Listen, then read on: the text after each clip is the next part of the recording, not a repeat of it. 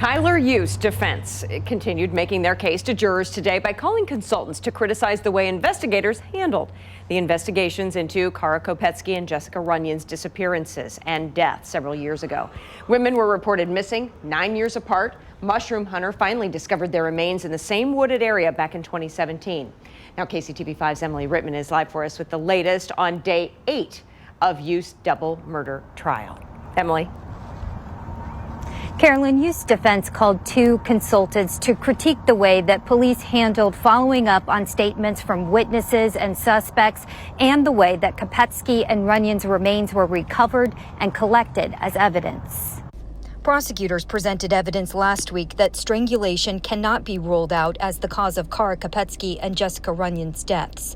Dr. Rick Snow, who owns Forensic Anthropology Consulting Services, told jurors investigators should not have used leaf rakes and should have screened off the location where Kopetsky and Runions' remains were found to possibly help find their hyoid bones.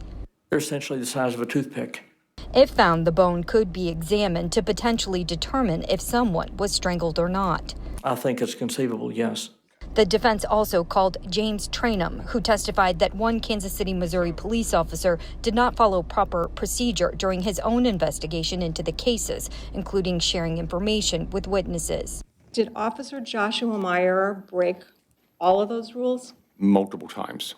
It impacts their reliability, their ultimate reliability. I mean, are they saying these things because they actually know them, or are they getting them from the officer?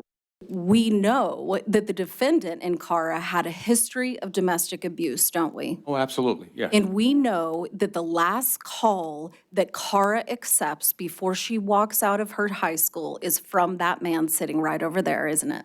I believe so.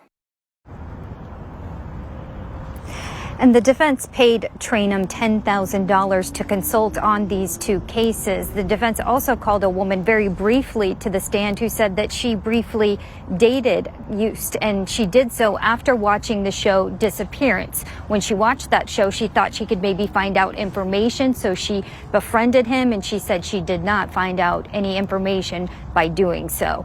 We'll have much more coming up tonight on KCTV5 News at 6. Reporting live, Emily Rittman, KCTV5 News. Emily, thanks you